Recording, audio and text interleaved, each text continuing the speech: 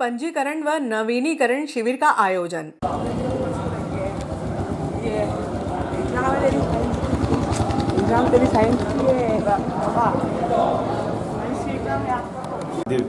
विभाग द्वारा food licence के लिए यहाँ पे कैंप लगाया गया है। किराना व्यापारी संघ के तत्वाधान में सभी व्यापारियों से निवेदन है कि अपना अपना खाद्य लाइसेंस बनवाएं और अपना आप को सुरक्षित करें। जो भी चाय की होटल है, छोटी मोटी किराना की दुकान है, सभी को खाद्य लाइसेंस बनवाना अनिवार्य है। बिना खाद्य लाइसेंस के सरकार की ओर से कार्रवाई की जाती है। उस कार्रवाई के बचने के लिए आप अपना अपना खाद्य लाइसेंस बनवा कर ही व्यापार करें। अगर आपके पास खाद्य लाइसेंस नहीं है तो सरकार आपकी दुकान भी सील कर सकती है। इसलिए दुविधा से बचने के लिए खाद्य लाइसेंस की आवश्यकता है। छोटे दुकानदार के लिए बहुत ही छोटा शुल्क रखा गया है,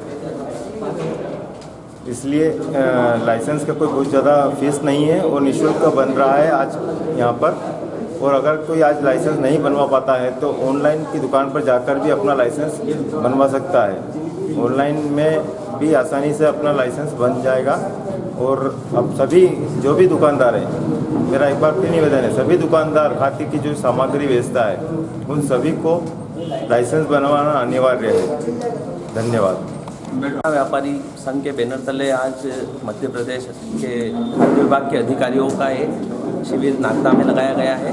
जो व्यापारियों की बहुत दिन से समस्या थी कि खाद्यान्न लाइसेंस को लेकर के किसी को रिन्यूअल करवाना था, किसी को पुराना लाइसेंस लॉक हो चुका है, उसको रिन्यूअल करवाना, नया बनवाना, तो अन्य समस्याओं को लेकर आज हमारे बीच में दो अधिकारी नागदा में पधारे हैं, सुभाष जी करकर साहब और राजेश जी सोलंकी साहब। हम उनका दोनों का बहुत ही धन्यवाद, आभार व्यक्त करते हैं किराना व्यापारी संघ की ओर से कि वो व्यापारियों की समस्याओं को ध्यान में रखते हुए आज अपना अमूल्य समय देकर नागदा में पधारे हैं। और सभी व्यापारियों से निवेदन है कि जल्द से जल्द आकर के शाम को अधिकारी लोग यहाँ हमारे बीच में 3 से 4-5 बजे तक हैं, लेकिन थोड़ा जल्दी आकर के अपनी समस्याओं का समाधान करें और फूड लाइसेंस को रिन्यू कराएं और बनवाएं। शासन की ओर से इसमें भारी भरकम जुर्माना है, 2 लाख से लेकर के 10 लाख तक की जुर्माने की इसमें रखी गई है। और एक मामूली सा अपना योगदान देकर के हम अपना लाइसेंस रिन्यू करवा सकते हैं। किराना व्यापारी संघ की पहल पर शनिवार को माहेश्वरी धर्मशाला में दुकानों के पंजीयन व नवीन खाद्य लाइसेंस बनाने के लिए शिविर का आयोजन किया गया। शिविर में शहर व ग्रामीण क्षेत्र की 65 दुकानों ने पंजीयन व नवीन लाइसेंस की प्रक्रिया को पूर्ण किया। इस दौरान खाद्य शाखा के सुभाष खरखरे, राजेश सोलंकी आदि ने सेवाएं प्रदान की। संघ अध्यक्ष ने शिविर में सेवाएं देने वाले विभाग के अधिकारियों का पुष्पमाला पहनाकर स्वागत किया।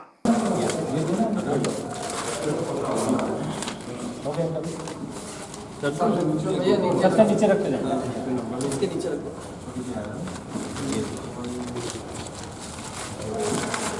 हो गया?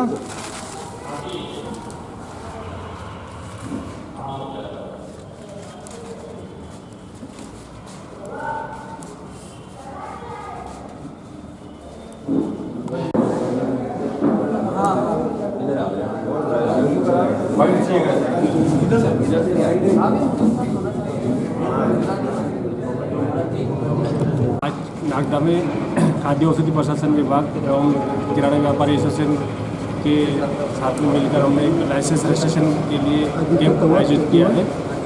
और जिला प्रशासन के निर्देश अनुसार सभी तहसीलों में अलग अलग जिनके लाइसेंस कैंप आयोजित करके जितने खाद्य कारोबार करते हैं, फल वाले, सब्जी वाले, किराना वाले, होटल वाले और जो मैन्युफैक्चरिंग करते हैं, सबको खाद्य लाइसेंस लेना अनिवार्य है। तो उनको जिसका टर्नओवर 12 लाख से कम है उनको खाद्य पंजीयन लेना है और जिसका टर्नओवर 12 लाख से अधिक है उनका खाद्य लाइसेंस लेना है। और डॉक्यूमेंट के लिए आधार कार्ड और फोटो और एड्रेस प्रूफ की डॉक्यूमेंट लेके आएंगे। तो आज हम यहाँ पे ऑनलाइन अप्लाई करके और उसका रजिस्ट्रेशन सर्टिफिकेट तुरंत उनको दे देंगे। और इससे क्या है, सभी खाद्य व्यापारियों को सुविधा मिलेगी कि नागदा में तत्काल उनको खाद्य पंजीयन मिलेगा। सर, छोटे दुकानदार के लिए कितना न्यूनतम वो है इसका? हाँ, छोटे दुकानदार के लिए 1 साल का 100 रुपये फीस है और बड़े वालों के लिए जैसे 12 लाख से अधिक टर्नओवर उसका 2000 से स्टार्ट है।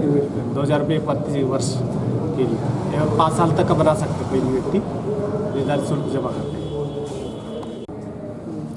प्रशासन के निर्देश पे आज जो है नागदा में खाद्य सुरक्षा और मानक अधिनियम 2006 के अंतर्गत जो जारी होने वाले लाइसेंस और रजिस्ट्रेशन हैं उनका कैंप लगाया गया है। जितने भी फूड वेंडर्स हैं जो खाद्य व्यापार करते हैं, वो छोटा से हो लेके बड़ा तक हो, उनको रजिस्ट्रेशन और लाइसेंस की आवश्यकता होती है। बिना लाइसेंस और रजिस्ट्रेशन करने पर पेनल्टी लगने का प्रावधान है। उससे बचने के लिए जितने भी फूड वेंडर्स हैं वो यहाँ आकर अपना रजिस्ट्रेशन और लाइसेंस के लिए एप्लीकेशन करा लें। रजिस्ट्रेशन हम लोग तत्काल जनरेट करके दे रहे हैं, तो उनको ये सुविधा मिल जाएगी कि वो हाथों हाथ अपना रजिस्ट्रेशन करा सकते हैं। Thank you. पुआलिया में 4 लाख के शौचालय निर्माण का भूमि पूजन। वार्ड क्रमांक 15 के पुआलिया में शनिवार को शासकीय विद्यालय में 4 लाख रुपए की लागत से निर्मित होने वाले शौचालय का भूमि पूजन किया गया, जिसमें अतिथि के रूप में विधायक डॉक्टर तेज बहादुर सिंह चौहान ने शिरकत की। नहीं बाद में होगा, ये जल छीटो मेरे को बाद में लगा देना। पंकु चावल से यहाँ पहले पृथ्वी पे पूजन कर दो। हरि ओम महा अच्छे चढ़ा दो, चढ़ा दो पृथ्वी से। खेती का पूजन कर। चलो बोलो गजानन गणपति महाराज की जय। कार्य फटाफट संपन्न हो।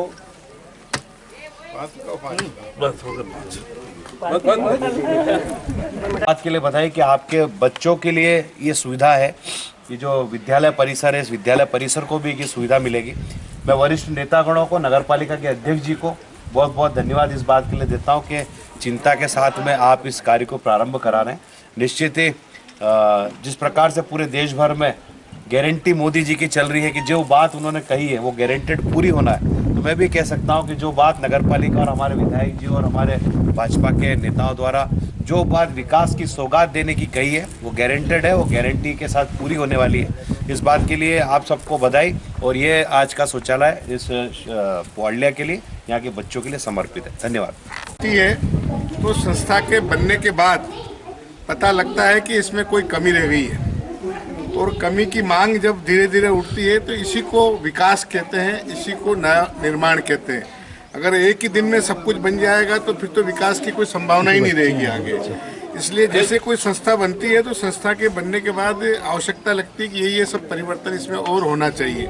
इसी निमित्त इसमें कुछ कमियां जो रह गई थी उसकी पूर्ति निश्चित रूप से नगरपालिका द्वारा की जा रही है। आज के अवसर पर नगरपालिका परिषद को बहुत बहुत बधाई देता हूँ, और इसके साथ ही अपेक्षा करता हूं कि इस प्रकार की कमी बेशी नगर में जहां भी हो, अध्यक्ष जी उसको पूरा करवा देवें, ताकि बच्चों को और वहां के स्टाफ को इन सारी सुविधाओं का लाभ मिल सके। आपने बुलाया, स्वागत किया, इसके लिए आपको बहुत बहुत धन्यवाद। जय हिंद, जय भारत। टॉयलेट के निर्माण कार्य का शुभारंभ करने के लिए हम सब लोग यहाँ पर उपस्थित हुए हैं।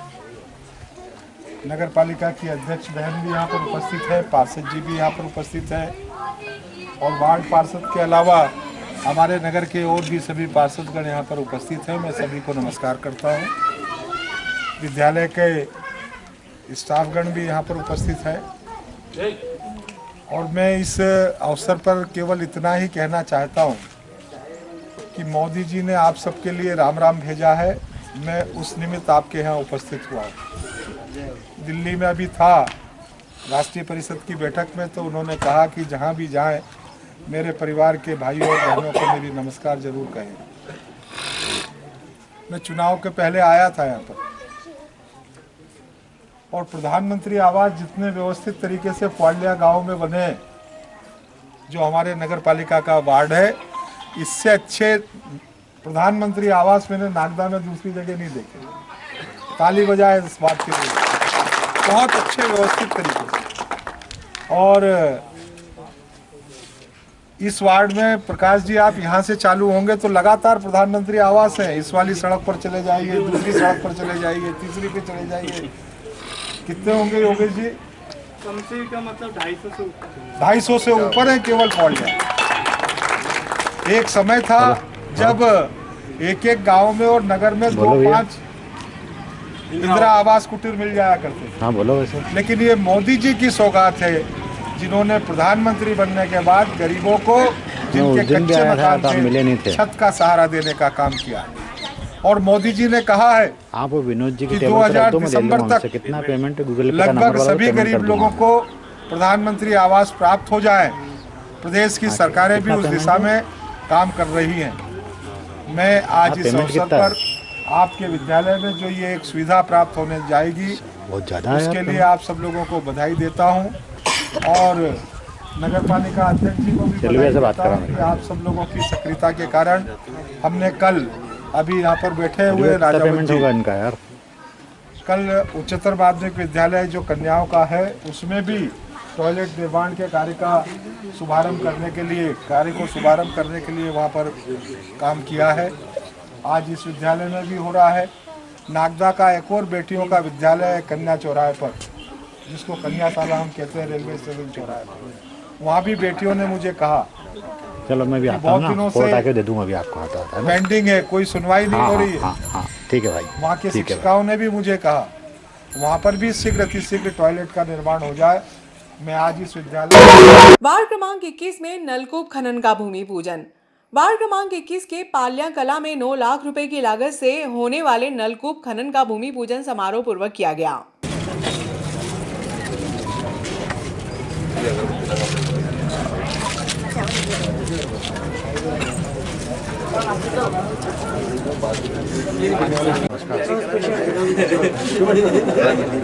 हाँ बोलिए भाई।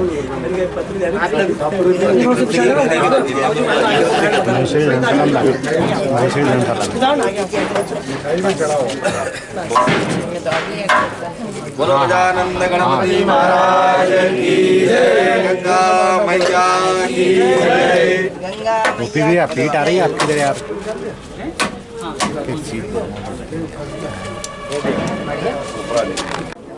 कभी एकदम निकल जाओ तो हमारी कैसे बिगड़ जाएगी।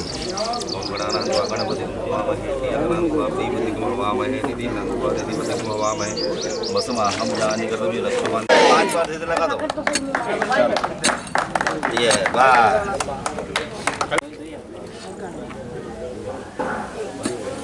ऋतु भाभी आप भी हाथ लगा दो भाभी। ये या जिनमें बसाहट जो हुई है वो हमारी पेयजल आवर्धन योजना लागू होने के बाद हुई है। तो ऐसे कई सारे क्षेत्रों में हमारी अभी पानी की लाइन नहीं है। तो ऐसे तमाम क्षेत्रों में अभी हम वैकल्पिक रूप से, ये गर्मी का समय क्योंकि संकट का समय होता है, तो इस समय से लड़ने के लिए हम इस समय में पेयजल की परिस्थिति ठीक रहे, आप सबको पेयजल का संकट का सामना ना करना पड़े, इसलिए एक वैकल्पिक व्यवस्था के तौर पर हम ये ट्यूबवेल आपके क्षेत्र में करने वाले हैं। लेकिन हमने अभी ये मानिए आपके 15 दिन पहले अमृत 2 योजना पे काम शुरू कर दिया। 11 करोड़ रुपए की हमारी योजना है और उस 11 करोड़ रुपए से हम आपके पूरे क्षेत्र में नागदा का कोई ऐसा एरिया नहीं छोड़ेंगे जहां पर हमारी पेयजल की लाइन ना हो। नागदा का कोई घर ऐसा नहीं छोड़ेंगे जहां पर नल कनेक्शन ना हो। नागदा का कोई ऐसा घर बाकी नहीं रहेगा जहां पे नगर पालिका दोनों समय पर्याप्त रूप से पेयजल की व्यवस्था ना कर पाए। लेकिन इस पूरी व्यवस्था को जोड़ने में हमको लगभग 1.5 साल का समय लगने वाला है, क्योंकि इस योजना में 35 किलोमीटर की लाइन हम बिछाएंगे। इसके अलावा एक फिल्टर प्लांट हम बनाएंगे, जो 3 टंकियां हमारी बन के तैयार है अभी, लेकिन हम उनको चालू नहीं कर पाए हैं। उन 3 टंकियों को चालू करेंगे और ये सब काम करने में लगभग 1.5 साल का समय हमको लगने वाला है। इसलिए हमारी यशस्वी नगर पालिका अध्यक्ष जी ने तय किया कि इस 1.5 साल के समय में लोग परेशान ना हो, इसलिए हम वार्ड नंबर 21 से आज नलकूप खनन की शुरुआत करने वाले हैं। क्या है मीडिया वाले चाहे तो उसको अच्छा दिखा सकते हैं। ये हमारा नागदा नगर जो है, आधा नागदा नगर पांड्या के नाम से बसा हुआ है। ये भूमि जो है आधे नागदा नगर की पांड्या के नाम से है और पांड्या वाले भी अभी तक ये मान नहीं रहे कि हम नागदा में हैं और नागदा वाले भी ये नहीं मान रहे कि पांड्या हमारा है। बड़ी उचित स्थिति है। नहीं तो नागदा नगर का जितना विकास हुआ है उतना ही विकास इस क्षेत्र का भी होना चाहिए। मूल नागदा नगर का इसे जुना नागदा मूल मानते हैं हम, जैसे ये भी मूल है। दोनों जगह की स्थिति जो है वो आपके सामने है। मैं आज के अवसर पर विजय के बनने के बाद निश्चित रूप से पहली बार हमारे पार्षद बने थे कचूलाल जी। तो कचूलाल जी बने उस समय हमने बालेश्वर जी की परिषद थी, लड़ झगड़ करके फिर थोड़े बहुत बिजली के पोल और सड़क और ये बनाने का काम किया था। उसके बाद फिर हमारे पास आए नहीं आए ऐसे ही चलता रहा।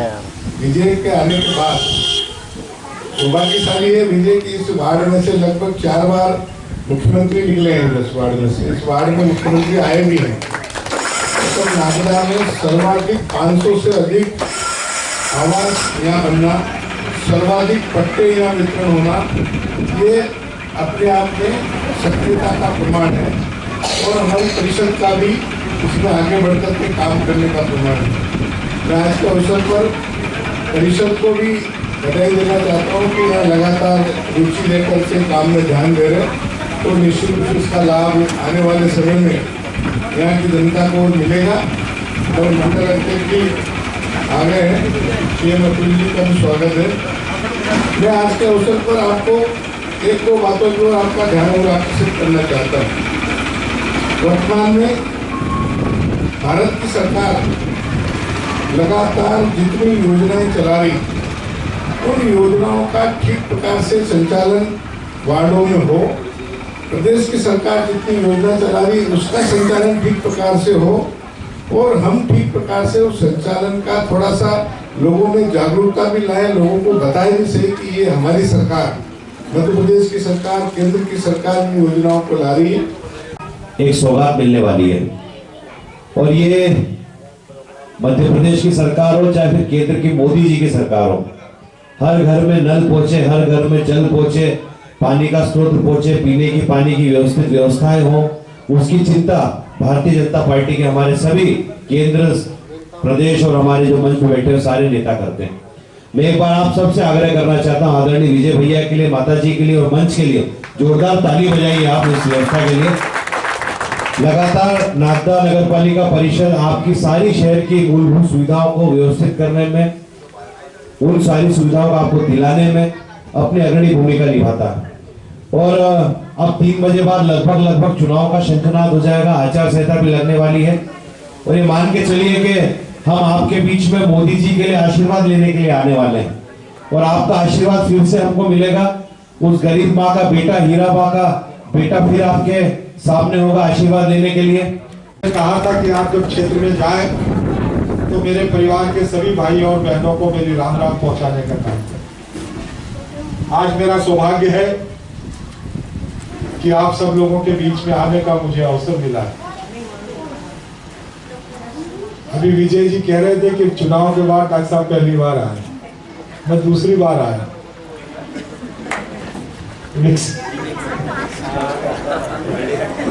मेरे पास हिसाब किताब पूरा रहता है। ये एरिया ही आपने बनाया है क्योंकि पाल्या ये बेरछा रोड के उस तरफ हुआ करता था। अभी विजय जी की माता जी पार्षद है, उसके पहले विजय जी पार्षद थे और उसके पहले के अगर समय को हम देखेंगे तो बेरछा रोड के इस तरफ पाल्या नहीं होता था। गलत तो नहीं कह रहा हूँ, आप बताएं होता था क्या?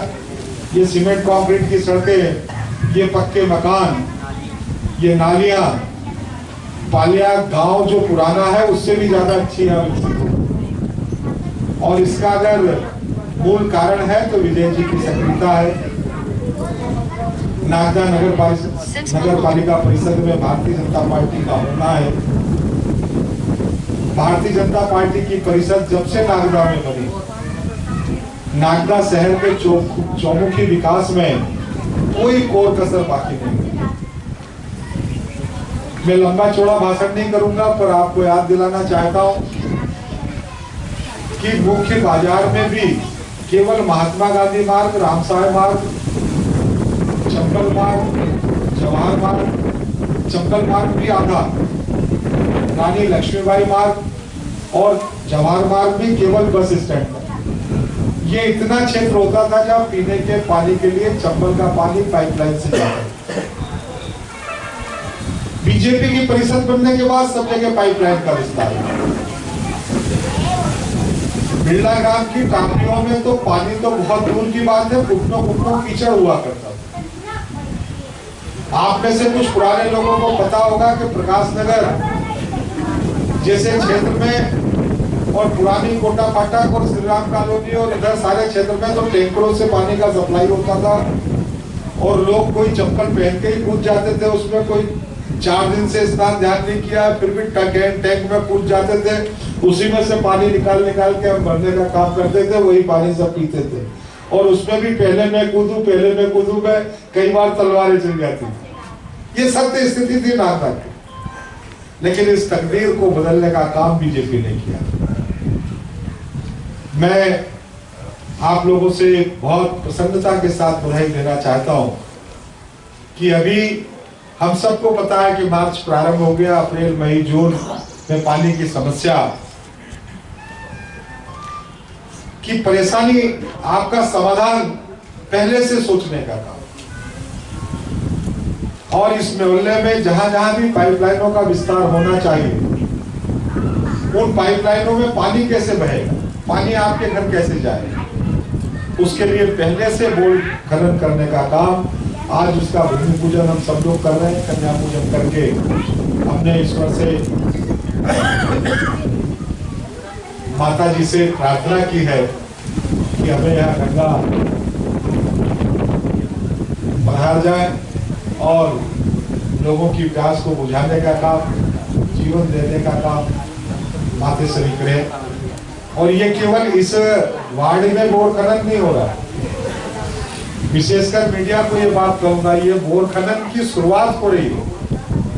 आज हमने बोर खनन का ऐसे शुरुआत कर दी है, लेकिन जहां जहां भी नागदा में पानी की परेशानी होगी, आवश्यकता होगी, लगातार ट्यूबवेल कनेक्ट करके हम पूरे ग्रीष्मकाल में कहीं भी लोगों को पानी की समस्या, उसकी परेशानी उत्पन्न ना हो, इस बात के समाधान के लिए हमारी नगर पालिका की अध्यक्ष श्रीमती संतोष ओपी गहलोत जी ने ये शुभारंभ आज करने जा रही है। मैं उनको बहुत सारा साधुवाद देता हूं। एक बात और कहना चाहता हूं, हालांकि वो बात कहने की नहीं है, पर फिर भी कहना इसलिए जरूरी समझता हूं कि कुछ लोगों को अननेसेसरी कहने की आदत, बताने की आदत। मतदाता सब समझता है, कार्यकर्ता भी सब समझता है, आम जनता भी समझती है। मैं तो बहुत स्पष्ट से कहना चाहता हूं कि राजनीतिक दल के लोग भी समझते हैं, लेकिन उसके बाद भी अनजान बनने की कोशिश करते हैं, लोगों को गुमराह करने की। और कल कन्याशाला का ही मामला ले लो,